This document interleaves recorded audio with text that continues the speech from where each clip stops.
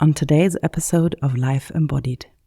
Wow, we are alive. Let's feel this aliveness in the body. It's such a physical sensation. It's like really sensing all of the pore of your skin opening. It's all of your cells like ka-ching, like a Christmas tree, I am alive. And from this I am alive, from that place, everything becomes so much more juicy and fun and less of this struggle, and I always say the struggle will be there anyway. So we want to invite these qualities that we often cut away, right, from different reasons. Welcome to Life Embodied, where we explore how an embodiment practice can support us in meeting the challenges of life. How can we surf the waves of life deeply anchored in the safety of our bodies? How can we learn to trust our capacity to be with intense sensations and emotions? How can we cultivate body awareness, and why does it matter? Episodes include interviews with experts and practitioners that bring their knowledge and passion and share practical tips for your everyday life. I am your host, Katharina Alf. Thank you for joining us and enjoy the conversation.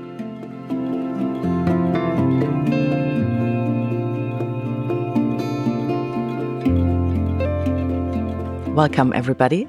I hope you're well. I am back from summer break, and today I am here with my teacher and friend, Florencia Lamarca.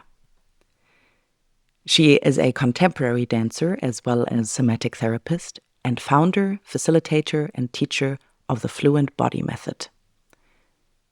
Born in Uruguay, she was at the age of 14 discovered by an Israeli couple who helped her move to Israel and fulfill her dream of becoming a professional dancer. During her career as a dancer, among many others, she worked with Ohad Nahari as part of the Batsheva ensemble and Sasha Waltz at Sasha Waltz and Guests. Both her work as contemporary dancer and as somatic therapist have led her around the world, performing and teaching in many different countries. In 2021, she opened the Fluentbody Academy, teaching others how to facilitate fluent body classes. So far, she has trained over 80 certified facilitators that help spread the magic. Welcome, Florencia. Thank you, Katharina. This interview is really overdue. I wanted to have you as one of my very first guests, and I planned to, but then we had technical issues. I couldn't use the interview, and then here we are again. I remember, and I'm so happy we give it a second chance. Yes. And maybe there was a reason why it should happen now. Yeah. And not in the beginning. So I'm super, super happy to be here with you and have this interview. Yeah. And the reason why I wanted to have you as one of my first guests is that what I learned from you was so life-changing for me. And is really essential in how my work is also informed. Beautiful. And I'm so grateful for this. No. Yeah, really, thank you. It brings me almost tears also when Beautiful, yeah. Yes. But before I dive into this more, or we dive into this more, what it is that I learned and what it is that you teach, I will ask you my first question. Please go for it. What is it like being your body? Well, I think I feel like I already had so many lives in this one body. And today I'm in this point where, like, being in my body, I would say, okay, now a lot of these things make sense. If there was this professional life of being a dancer, of optimizing, rehearsing 8 hours a day, to points where of really feeling alienated from my body or my body failing. And and today I'm kind of, it's not that I'm completely every day wake up in the morning, hello body, and it's talking to me in the most clear way, right? This is completely unhuman. But I'm super grateful to have developed a very maybe generous language towards my body, and being in my body in the sense of, I think many times my mind goes like, oh man, you're so sensitive sometimes. I wish my skin was a little bit thicker for certain things. And then I always remember, like, no, wait a second. This is something which has been such a door, such an opening, actually, to enrich my life in incredible ways. Being in my body many times when it's in that sensibility, in this way of perceiving. So yeah, I would say I have a very simple, clear, still in wonder, because you're right, and bodies are so mysterious sometimes in the ways. I just had an injury like 3 weeks ago, a month ago, which came out of the blue almost. And this was also now kind of a reminder of, right, even when I develop Fluentbody, it's out of very much of this listening, of taking it soft, of not forcing things, and it was a moment which I kind of flash back to when I was 20 years old, a dancer in Batsheva, and I had this little glimpse, and it was enough of a small jump that my leg was like, "No, dear, you're not there anymore." And probably I continue saying, like, maybe it's also not necessary anymore. It's kind of that it's a way that I was in touch with my body, used my body. I loved it. It was a very different kind of intensity. But yeah, one of the ways that I related, for example, to this injury was to first to see, okay, where I am today with it. And second, that we are, this health, this body, it's our vehicle, and really to take good care, and it was also a good chance to have a pause. There you go. Yes. So that's it. Yeah. Yeah, it's nice how you describe that you as if already had different lives within this form, this body.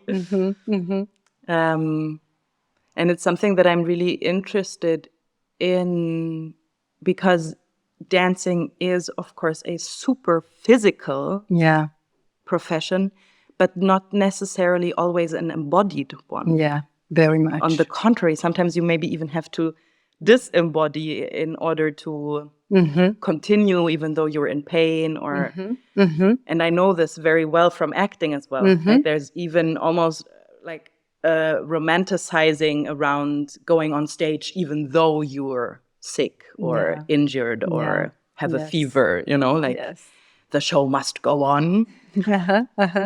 And I was wondering how much this also brought you to the somatic work then, or how you through the somatic work learned to relate to injury in a different way. Yeah. So first of all, I have to say, for me, relating to my body as a dancer and then as a somatic therapy, it's like almost sometimes day and night. It was such a different world, It was almost, I even needed to rewrite my body. It was because I was so in my mind. I was so not knowledgeable about where goes where, how my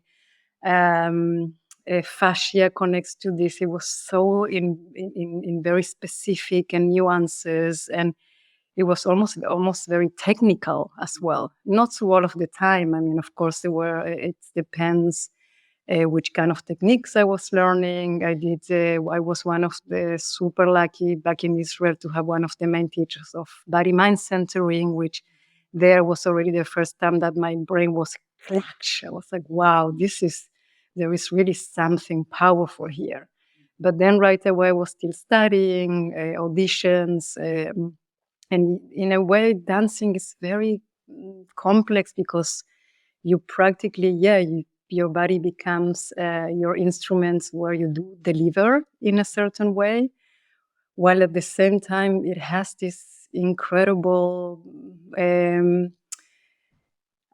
intensity of standing there on stage and almost you're flying with your body and you really feel like you can do everything, and also sharing space with other dancers and let's say in Batsheva, the way we worked already, I mean, even the language back then was not called Gaga. While I was in the company, the name came up. So it was also as well the really pioneer, the first wave, let's say. And yes, there as well, this combination of, okay, body and how to relate to it in a way of also the qualities and not just the technical part of it, but really the sensation, what you experience, what your imagination can bring into a sensorial way of how your body can then change. And there was also a huge shift, which already by then leaving the company and moving to Europe, later to Berlin, let's say I separated myself from that technique or from this body dance language because I wanted to explore other ways. I was also then dancing with Sasha Waltz for a very long time. And it was, let's say, it was 10, almost 12 years of collecting different experiences to the point where this is where it came the crack. And I was like, okay, something is missing here.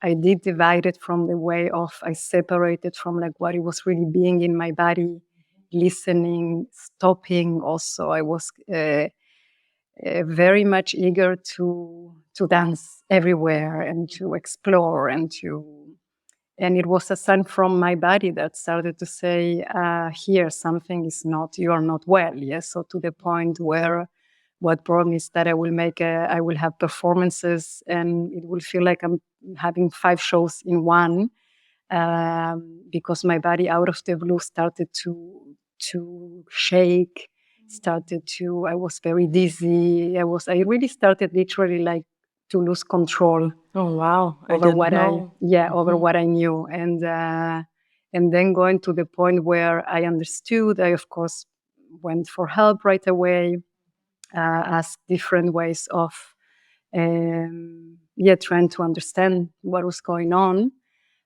So let's say psychology was very helpful. It did help me to understand, but not to access the point where I was like, yeah, I can understand why. And to make it short, okay, look, from the age of 14, you left your family alone. You have been until now aiming for something, going for your goals. Some things are suppressed. So surprise, surprise. Suppress. So there it was. I had to make a stop and really rearrange, let's say. And this is when it came, you know how it is, like from all directions, suddenly I started to hear about this method that combines, because I was really like, there must be something that combines mind and body in a way that it works, that I can really, that it's not just understanding about it or talking about it, or I needed something, I needed the real shit. I was like, there needs to be a combination where it's also not too spiritual at the same time, or, you know.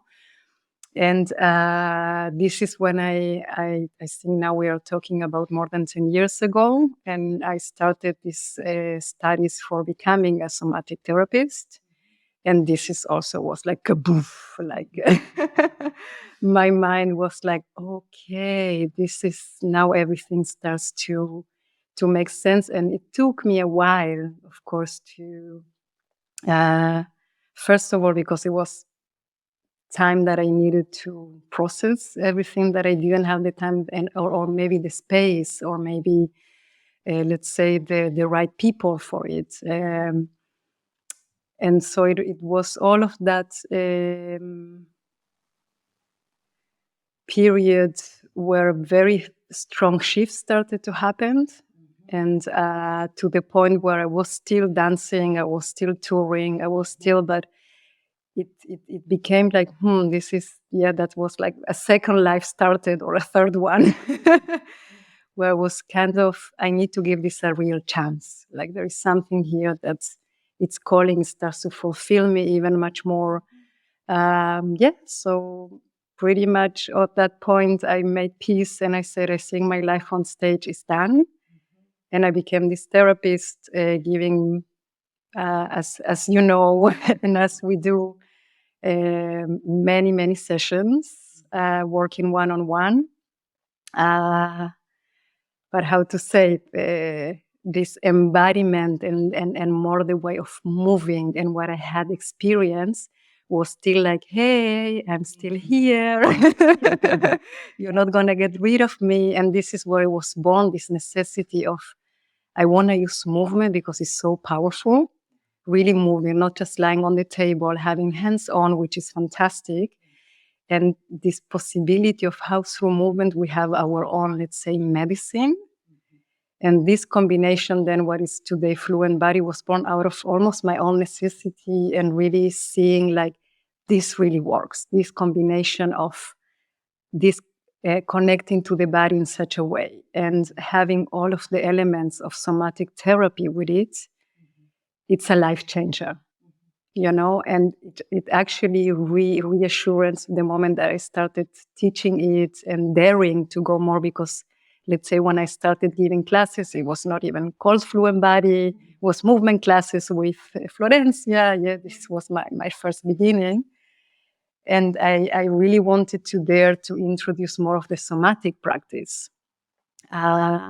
But I needed some confidence for it. I needed really, because one-on-one is very different than when you are actually with a group. And it was pretty beautiful, this development, that it was very organic as well. I gave myself time.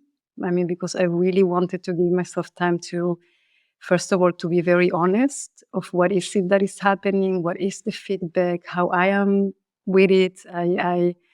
I wanted to avoid what I have lived, in a way to say like, okay, can we have a shortcut? And can we offer something where everything is speeding right now so much out there, let's say? Can we have a shortcut and have a space where we can embody being, in a studio, whatever it is, with a bunch of people that are interested to reconnect again, to heal again, to process, to make all of these emotions normal again, Yeah. This is the perfect transition in a way, because this is really what I experienced in Fluentbody, is like giving a session to myself. Yes. And it's still different when I, like, let's say, do Fluentbody alone at home. Of course, it's different when you're there and you're holding space and guide the experience, of course. And still there is this deeply moment of empowerment in it, because you can experience that I don't need hands. I don't need someone to encourage me one-on-one or show me one-on-one, but I can enter myself into transformation and hold space for myself and come out on the other end. Yeah.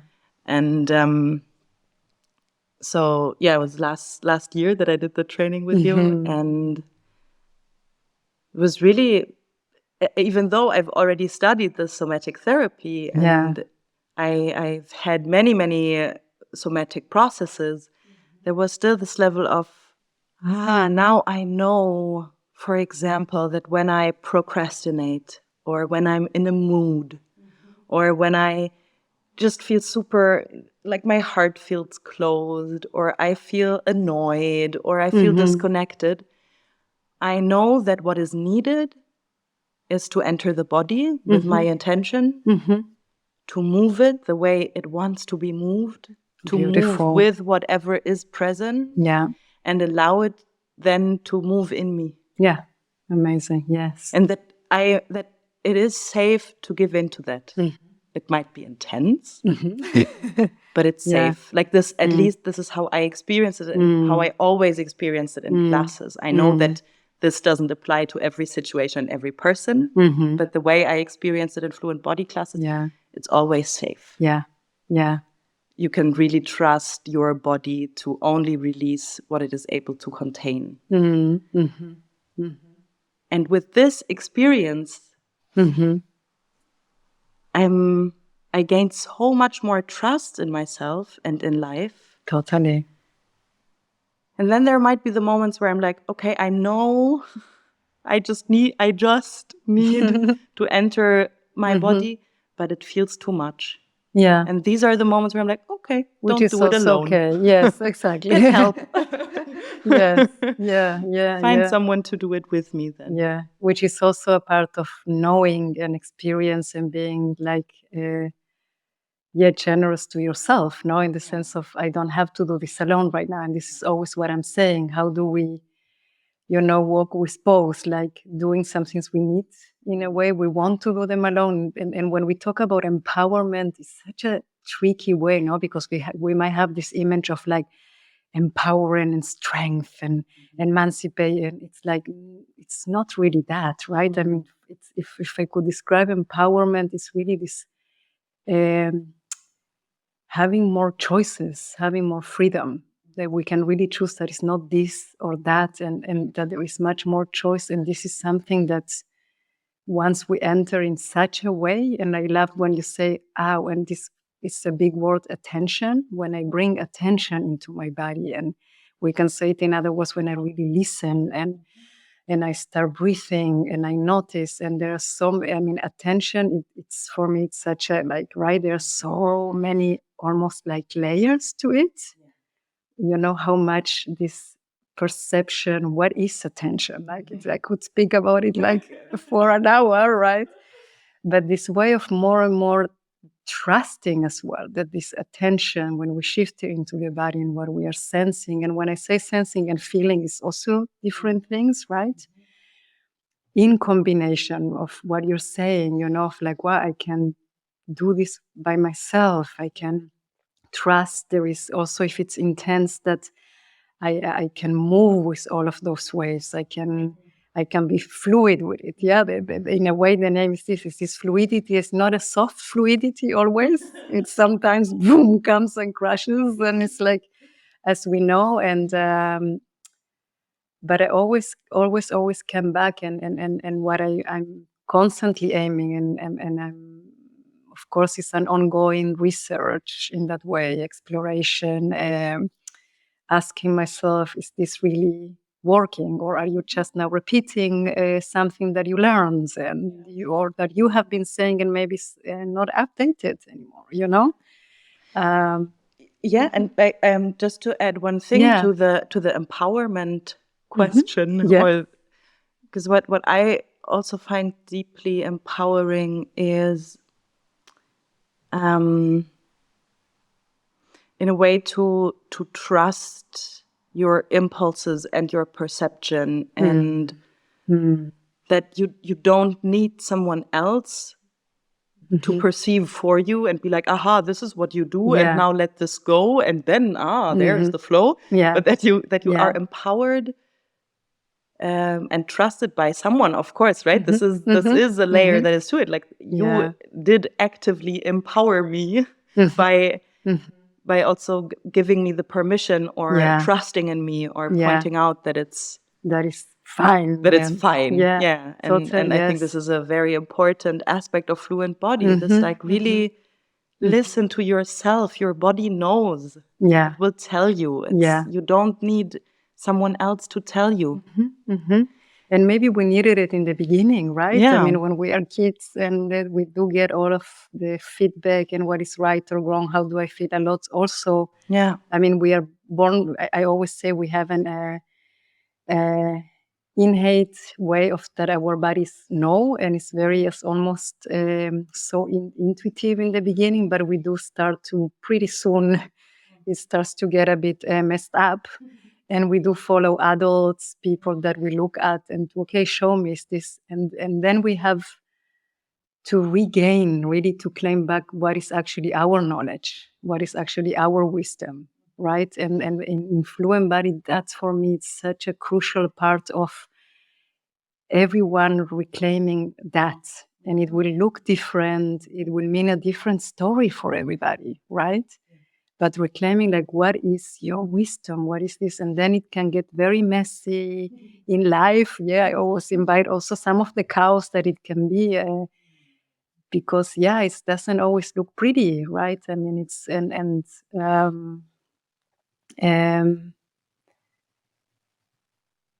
it's also something where we need to, each of us, own that kind of knowledge or connection, and not wait for someone all the time to reassure or to confirm or to tell, it's completely different from being supported, from being in contact with someone, from asking for help. It's not what I'm saying, but yes, to find this very simple trust, especially because of the life we are living right now as well, where you have so much information from everywhere, and it's I don't know if you notice it, but everything is, as I mentioned before, there is a certain feeling already since a while of things speeding, or even you get like push out of this, of this turning wheel, and I think what I work a lot, or what I invite also often, is this place where we can really slow down,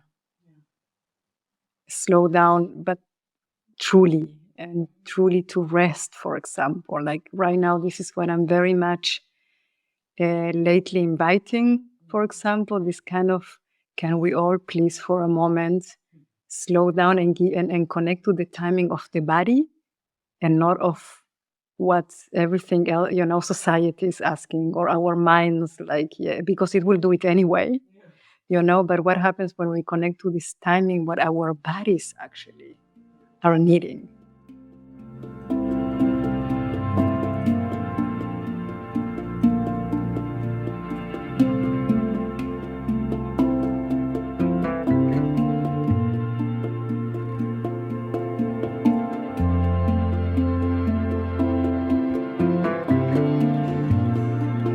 Yeah, I think another important point that you mentioned is the intensity. I think we both already spoke to it, that it can be intense.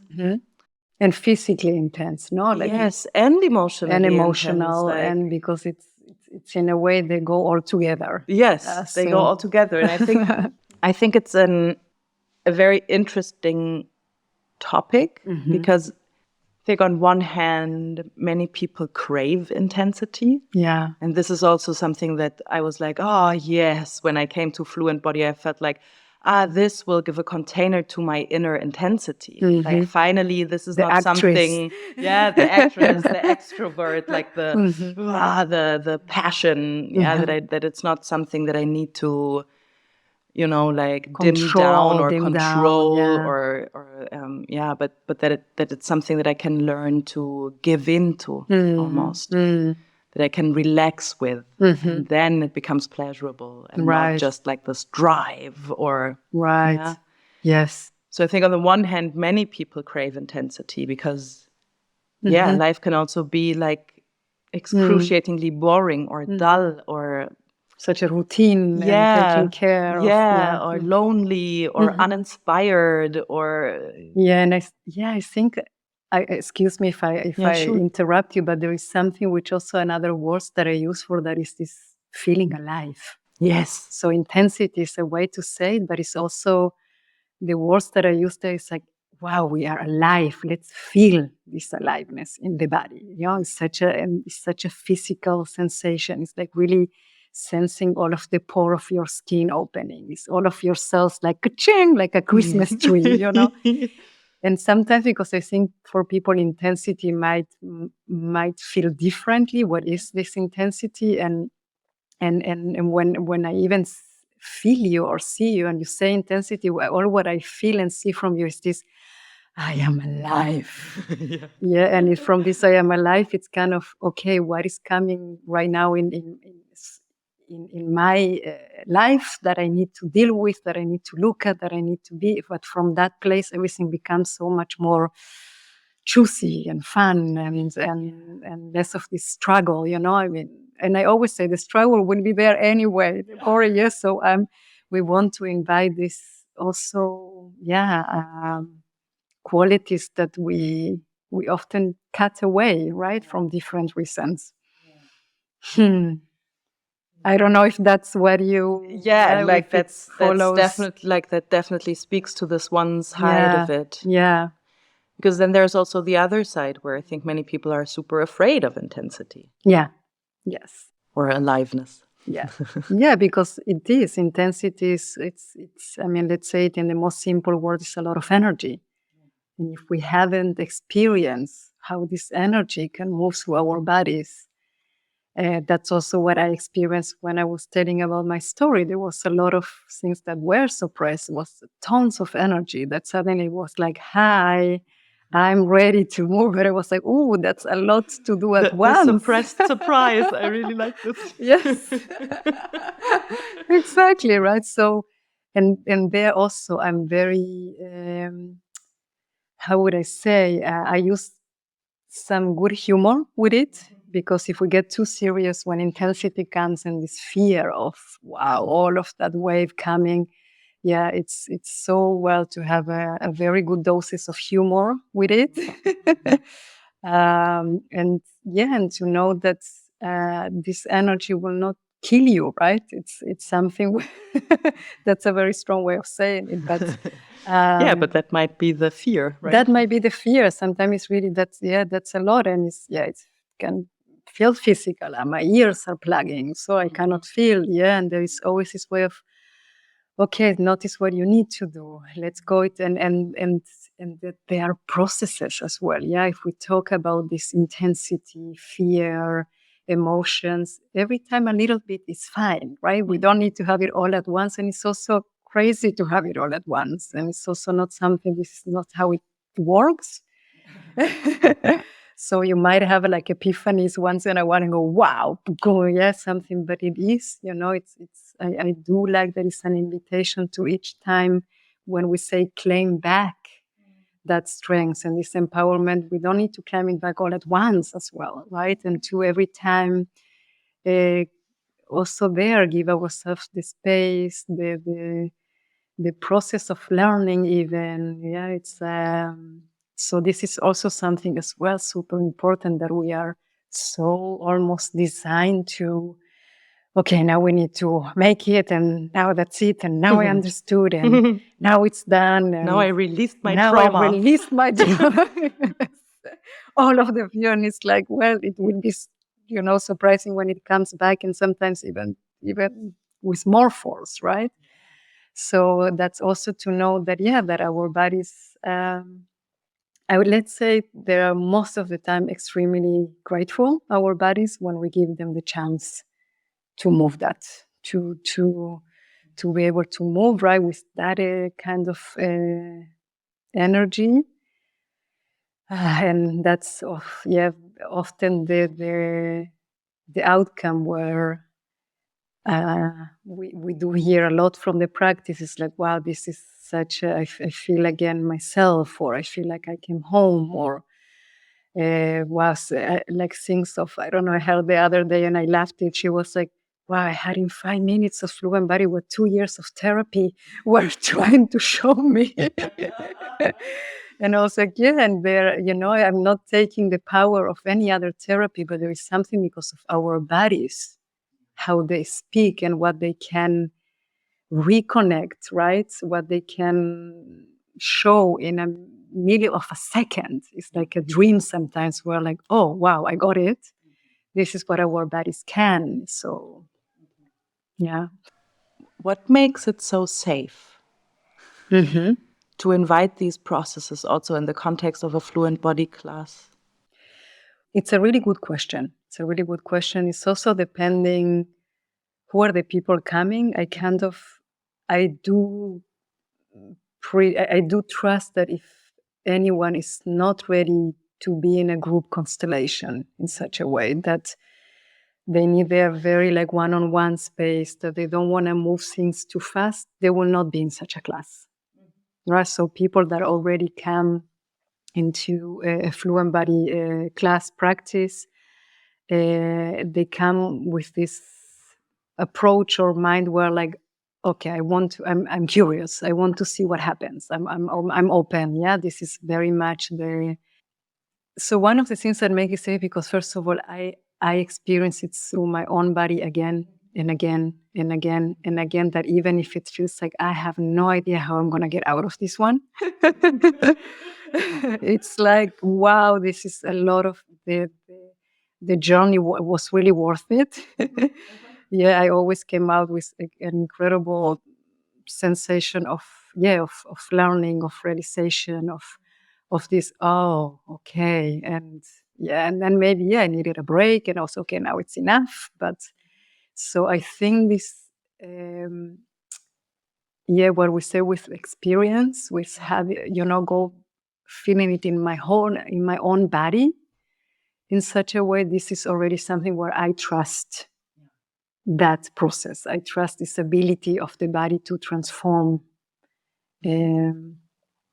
To transform, when I say transform, I want to be more clear that when I say transform, is kind of fear that was in the body manifesting in a kind of pain, or anger that was also bringing, like, I don't know, stomach ache for a while. And when this energy, which is anger as well, can start to move in the body, this is what I call transformation. It transforms it, changed it into something Changes else. its form. It changed its form, exactly.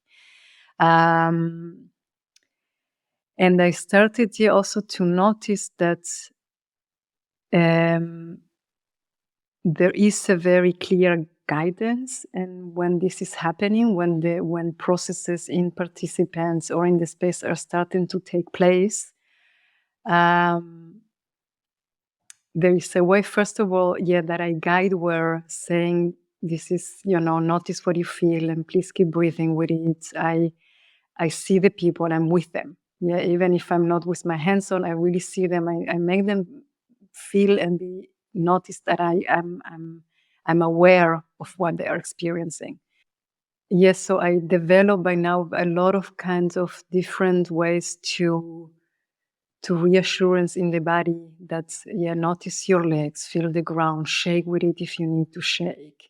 Notice if you're holding somewhere, breathe into that space, like really make room for that experience many times. And there is something also you probably notice, but the more I'm teaching, is I'm going a lot into this whole way of what is really grounding, and not just the imagery of it, or the thinking of, this is grounding. Now really noticing the legs there, like having, feeling this. So I build the whole, let's say, it's a class, and it's more like a session. So from the beginning to the end, it's a whole build up towards that the bodies are in this place of, whatever happens here, it's okay. It's also not going to be judged. And when I'm not saying judge, it's like, because this is being human, what we are experiencing and feeling, that needs to have space. Of course, with consent, in the sense of we are not harming anybody else. It's not, no one else is suffering from that. And that the person is also not harming themselves. There is a moment, if I notice that it's actually not serving the person, that the person is entering in a way where it's drowning on it, or getting overwhelmed, I will always, refer to that person and make sure that it's a safe place. And safe is, again, like a very tricky word, because in that moment where we feel, and if we notice being overwhelmed, it's just a lot of input. And I mean, there will be very different definitions, right? If we talk about trauma, so I will put it in my words, of course, but in that moment, for people, what I always see is like, it doesn't feel safe, because they're actually experiencing something that happened in the past. And everything that happened in this moment in the past, it was almost as if frozen in that. And what I want to make sure, and what is safe, is like, that already happened. And to make sure this is where they are right now. It is a lot that they might be processing in the moment. But this ability of coming back to the body and being in the body, so whatever happened can be experienced. But this time was the thing, like, if you didn't kick in that moment, now you can kick. Yeah. If you couldn't run in that moment, wow, feel your legs. You can run at any second. You can, yes. So that's the change. That's the real. This is where we want our body again, right? To whatever was the experience back then, it happened. We cannot change it, but we can change it now. That this experience that is being triggered again and again and again by different circumstances, our bodies can say, hey, you know what? No, this is something that, and I'm here and I'm actually safe. And I know as a facilitator, as a person there is no danger right now. Real danger. If there would be really a danger, of course, I will make sure like we all get out of the room or because we are not, but there is no danger. This danger is something that already happened. And it's a memory, and it's a very physical memory. I know it. I've been there, and that's also something which I'm aiming and staying. This is what I meant before. Always asking myself questions and staying very honest. I don't want to say anything that I don't know about or have experienced myself with. Maybe probably a different story, but I know the feeling, and this is where I'm kind of teaching from or offering space from. I know that feeling, and this is every time what I would be offering. Yeah.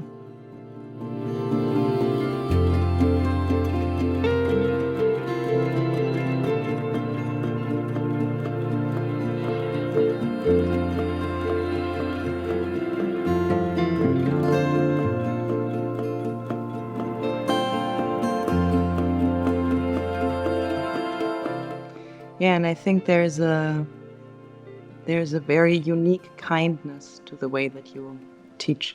And not only teach classes, but also taught us as facilitators. The teacher training. Yeah, like I was really amazed by this. Because I'm relatively short-tempered sometimes.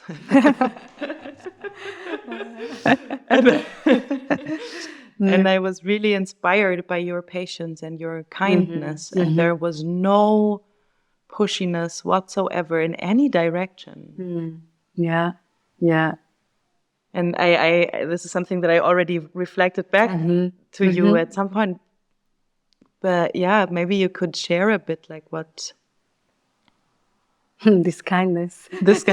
Yeah. Share the kindness. How do you do to be kind?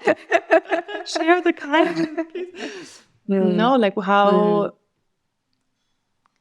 Because I think in a way it's your being. But I think it's also conscious. Like it's very conscious. Kind. Yeah. It's very conscious, and it's also a great question. And if we talk about embodiment, it's something that I chose from.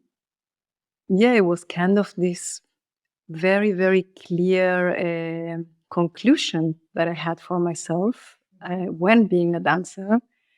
And I had these teachers where I knew probably they wanted the best out of me. They wanted to, that I become, but the way where they were, the approach that they taught me was so rough. It was so demanding that it actually really made me more or less in simple words shrink.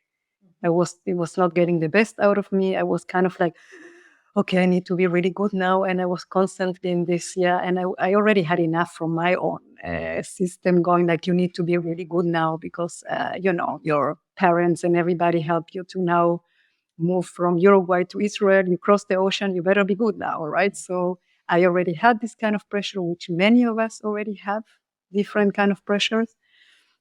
And then I had few incredible teachers where they actually, I could completely see that they wanted the best from me as well, but they made it with such a kindness and a way of generally supporting, generally telling me actually what they see as what were my strengths, what were my qualities. And it was a very, very clear outcome, which I was then really like boom, flourishing and completely like being able to grow in such a way that I was like, wow, thank you actually for seeing this. Thank you for giving me. And it doesn't mean that they were also not, demanding, and it was a way like we do the, we want certain quality. But when I felt that, and it gave me so much more than this, pressure and that's for me. I was like, okay, if I ever teach or if I ever give something, or I even thinking adult, because I never, becoming a teacher was something that came to me and not that I really chose somehow. And what is a teacher, or a guide?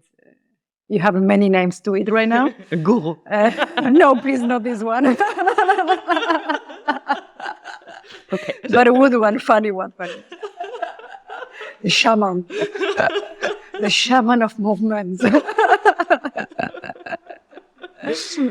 No, but I really, really believe and it's a very delicate line, because it's not about now decorating and putting extra and being like, you're so great, and giving you compliments, but honestly seeing that the person has this amazing potential, and we want to emphasize on that, and being kind is a way like I want to be kind to myself, so I can be also kind to you. If I'm not kind to you, it means I'm really treating myself pretty shitty as well, and I don't want to live in such a way.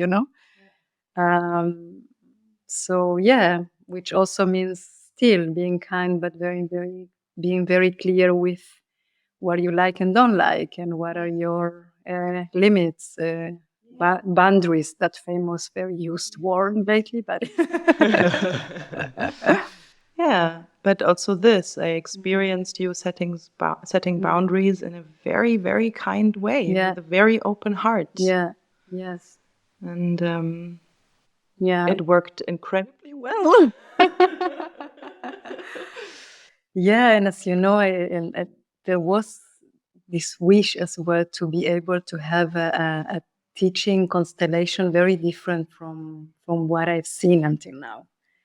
And I also made myself. I was a participant learning in this teacher training, and I just observed a lot. And so, this kind of treatment, what is actually really happened, backdoors, backstage, what in this dynamic, how it's really affecting the person? Is it really helping? And I really observed that actually, many times putting hierarchy or keeping, doors closed and not showing, it's just created more and more confusion. Or but again, I think it's relates a lot to what you experienced and what you observed as serving, and what not so much, and that you make an effort to really stay true to this.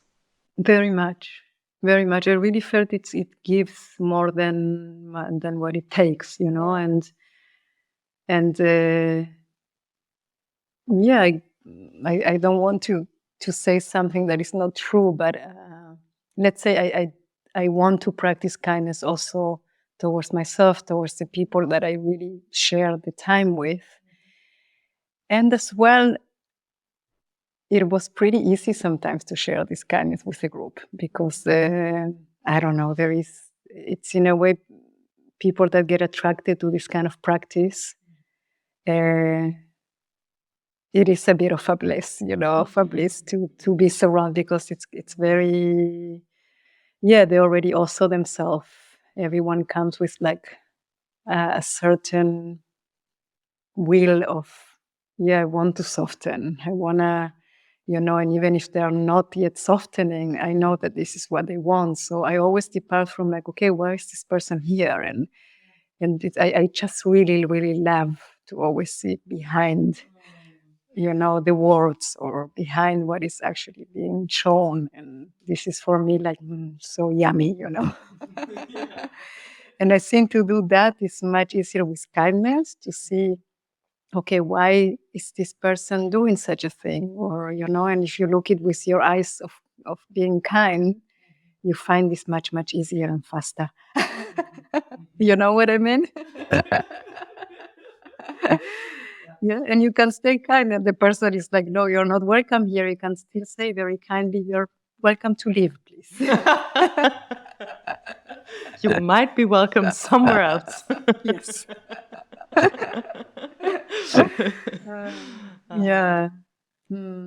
There is also kindness. It's interesting because it's also an embodiment.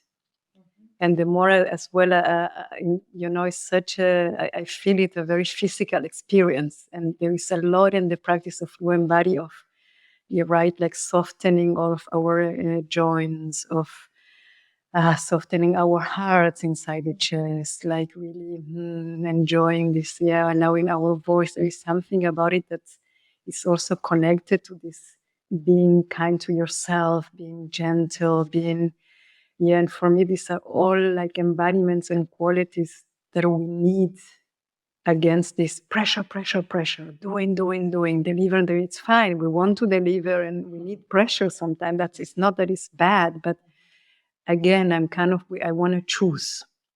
I want to be able to choose. Do I go with the pressure now and I can do that? Or can I stay soft because then things can just go through me much easier.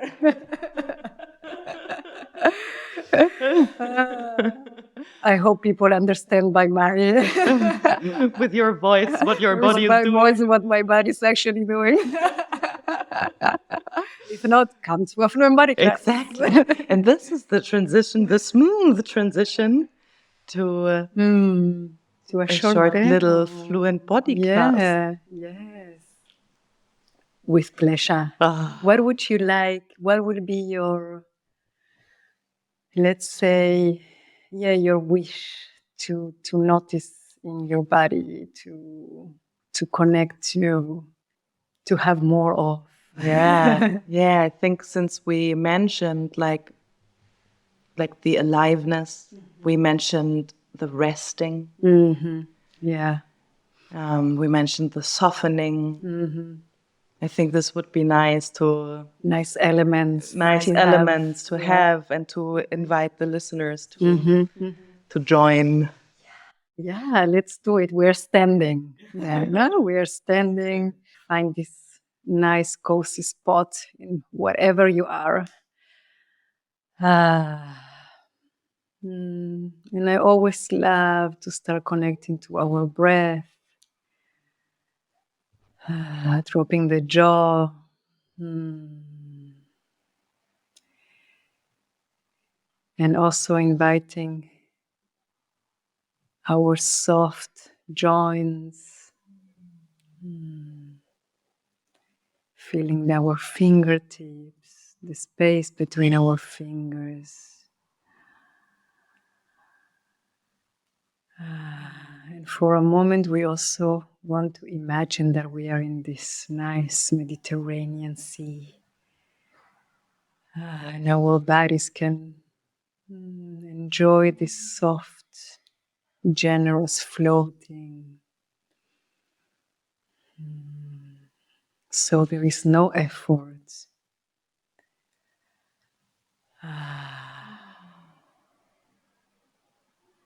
But we simply connect to the sensation of how everything in our body can soften at the same time that our breath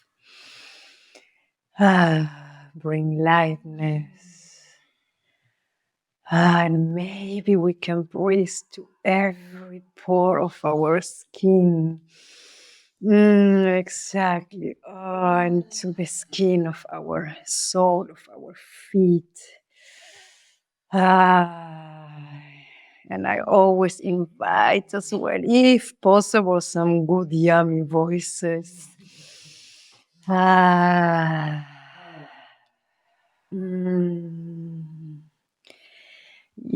and it's wonderful to notice also our muscles as if they got full with like this yummy hot chocolate.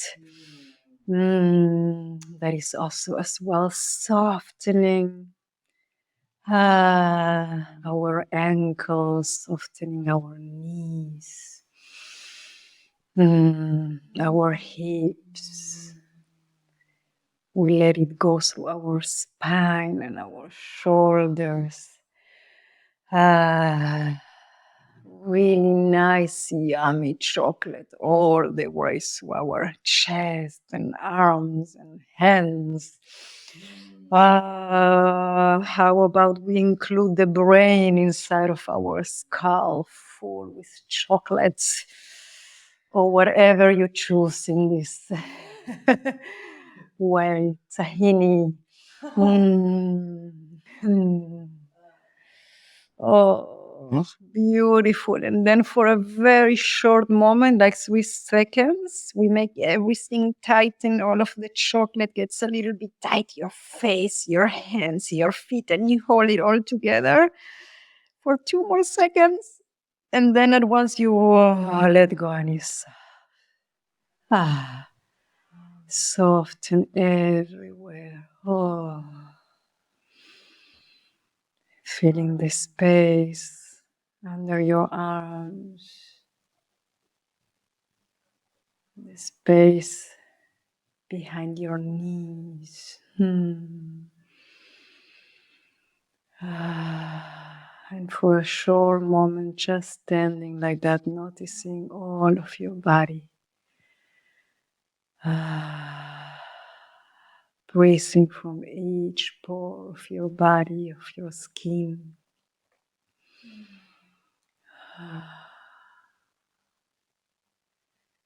And taking a moment here to fully rest, to fully stop.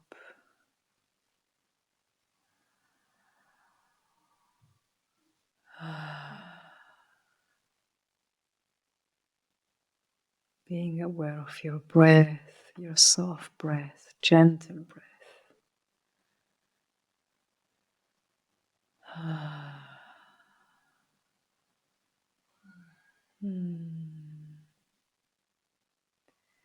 And for a moment, you don't have to do anything, but feeling, noticing all of your body.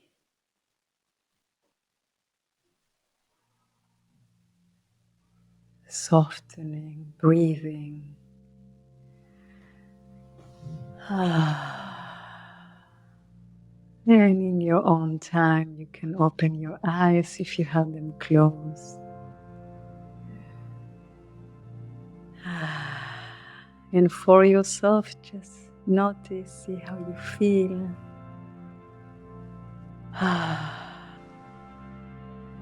Nice. Thank you.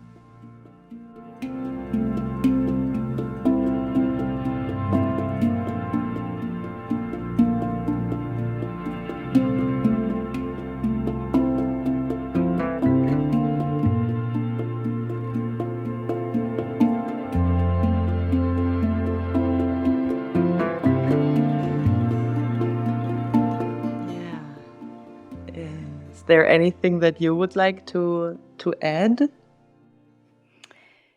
Yeah, I think it's, something that I notice, in classes, in Fluentbody sessions, and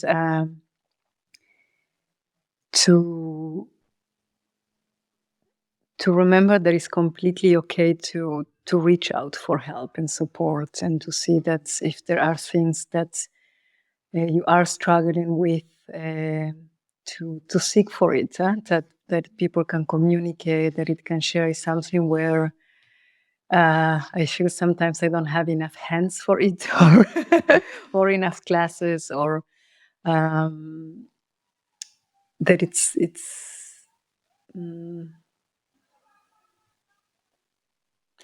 that we don't wait too long as well, in the sense of that it's not necessary to let things accumulate, in such a way to really notice that, because our bodies are really extremely generous when we listen and we care, they really give back. And I've been there myself also. It's like, okay, it's gonna be fine, and maybe a little bit more. And then once I really reach out and I get a session, or I go to a practice where I can connect to my body, it's like, oh, why I didn't do this before? This is such a way of of really taking care of ourselves, and then the people that are around it, there are our families, our community, if you want to call it. So it's such a it's this it's all connected in that sense. So that is something that I really want to put a kind of more attention into it, having more support.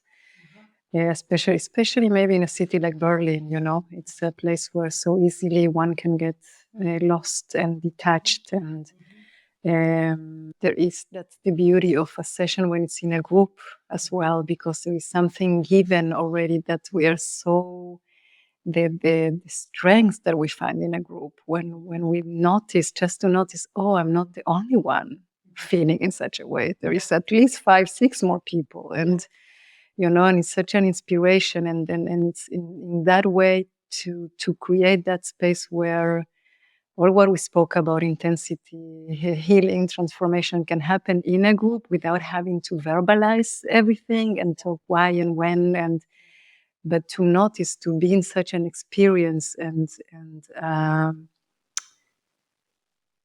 to then, as a group, create the clear container where we're here, and not like, and I don't need to go and hug you for that even, or I don't need to, just enough that I see you, and and that kind of support. This is also such a life game changer.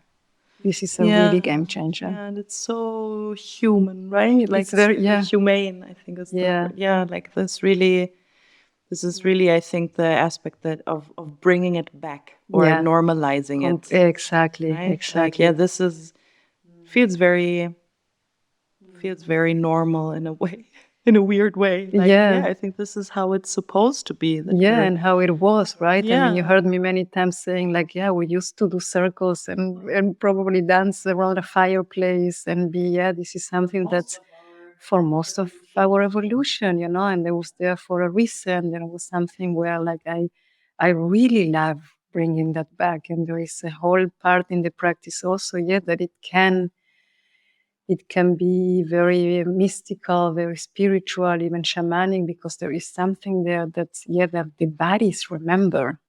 And yet they remember something so ancient sometimes, and it just come. I mean, many times I'm not like, I don't know, this is just coming through me, right? But and there is such this wisdom also that I want to call back, this simple knowledge where, I don't know, back then, when we were truly connected to how nature was, how things were moving. There is something that is still in ourselves.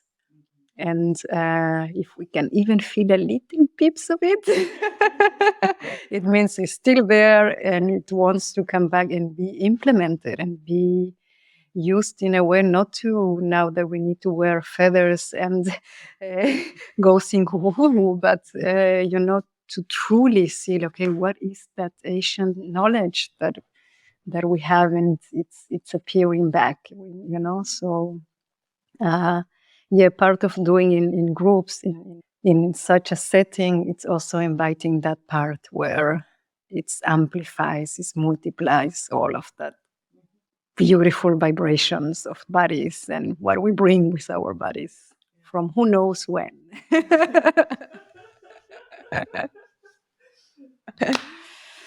Yeah. So, where to find you? Where to find Fluentbody? What are the options? I'm still a lot in Berlin. Berlin has been very kind and generous, so I'm staying here for a while. Everything that I usually will offer classes or retreats, teacher training is every time in my website or lately Instagram. It's the simplest one to stay updated. That's one way. There is also many certified facilitators as well offering Fluentbody outside of Germany. We have California, Mexico, India soon, London. So there is many practitioners that eventually we will want to have all under one umbrella, so it's easier to find. And but from what I'm offering right now, it's also website and Instagram. And there's a special event happening next spring. Do you want to say something about that? Yes, in March. Yes. Yes, March. We are going to Thailand.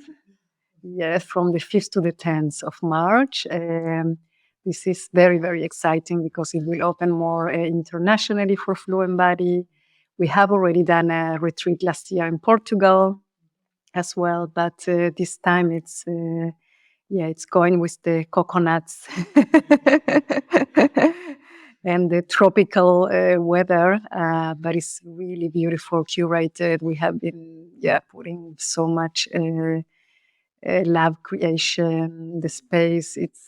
We chose it really to have enough intimacy, that there are no other things happen simultaneously, so we can completely have the space for us.